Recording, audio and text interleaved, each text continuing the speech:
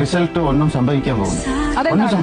അതെന്താണ്? ഈ ഹേമ കമ്മീഷൻ 5 വർഷം മുമ്പാണ് വന്നത്, തുടങ്ങിയത്. അതിനു മുമ്പ് എത്ര കേസുണ്ട്, എത്ര സെക്ഷൽ അബ്യൂസ് കേസ് പോലീസ് സ്റ്റേഷനിലുണ്ട്, കോടതിയിലുണ്ട്. കേരളമല്ല, ലോകമേ തിരിഞ്ഞു നോക്കിയ ഒരു കേസുണ്ട് കേരളത്തില്. അത് 7 കൊല്ലമായി ഇന്നും കേസ് നടക്കുന്നുണ്ട്. ഇപ്പൊ ഒരു റിപ്പോർട്ടാണ് വന്നിരിക്കുന്നത്. റിപ്പോർട്ടിന് ശേഷം അന്വേഷണം നടത്തണം. ഡിഗ്രി ഓഫ് അലിഗേഷൻ നോക്കണം. ഇപ്പോ 2 പേർക്ക് ഒരു ഫൈറ്റ് ആയി, ചുമ്മാ ഇങ്ങനെ തട്ടി. പക്ഷേ ഡിഗ്രി ഓഫ് അലിഗേഷൻ എന്നെ കൊല്ലാൻ ശ്രമിച്ചെന്ന് പറയും. അതിന്റെ സത്യാവസ്ഥ എന്താ? ശരിക്കും അടി ഉണ്ടായോ ഇല്ലയോ? ഇല്ല. ഇതെല്ലാം അന്വേഷിക്കണം. ഇനി ഒരു 5 വർഷം നടക്കും. அதுக்கப்புறம் വിധി വരാൻ ഇനി ഒരു 5 വർഷം. നിങ്ങൾ ഒരു കാര്യം മനസ്സിലാക്കുക, ഇത് ഒരു ക്രൈം കേസ് ഇതിൽ ഉണ്ടോ, ഫയലായിട്ടുണ്ടോ? അങ്ങനെ ക്രൈം കേസ് ഉണ്ടെങ്കിൽ இந்த റിപ്പോർട്ടിന്റെ അടിസ്ഥാനത്തിൽ ക്രൈം കേസ് വരുവാണെങ്കിൽ അതിന് ശിക്ഷ കൊടുക്കാനുള്ള വകുപ്പ് ഇവിടെ ഉണ്ടോ? ഇല്ല ചുമ്മാ നമ്മളെല്ലാം ഇപ്പോൾ ഒരു 4-5 ദിവസം ഈ ബഹളം ഉണ്ടാക്കിയിട്ട് മുല്ലപ്പെരിയാർ പോലെ, വയനാട് പോലെ, ലാൻഡ് സ്ലൈഡ് പോലെ ഇதையும் നമ്മൾ മറക്കാൻ പോകുന്നു.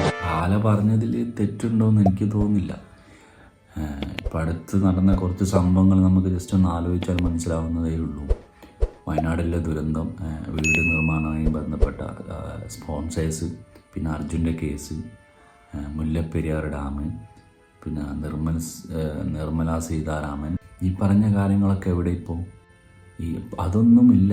ഈ ഒരു ആകെയുള്ളൊരു വിഷയം, ഇപ്പോഴത്തെ വലിയൊരു വിഷയം എന്ന് വെച്ചാൽ ഇപ്പം നടന്നുകൊണ്ട് മലയാള ഫിലിം ഇൻഡസ്ട്രിയുമായി ബന്ധപ്പെട്ട ഈ ഒരു വിഷയങ്ങൾ മാത്രമേ ഉള്ളൂ. കുറച്ച് ദിവസം ഇതുമായി ബന്ധപ്പെട്ട് കുറച്ച് ബഹളമൊക്കെ കാണും. അത് കഴിഞ്ഞാൽ ഇതും അതുപോലെ മറന്നു പോകും. അതാണ് ഇവിടെ സംഭവിക്കാൻ പോകുന്നത്.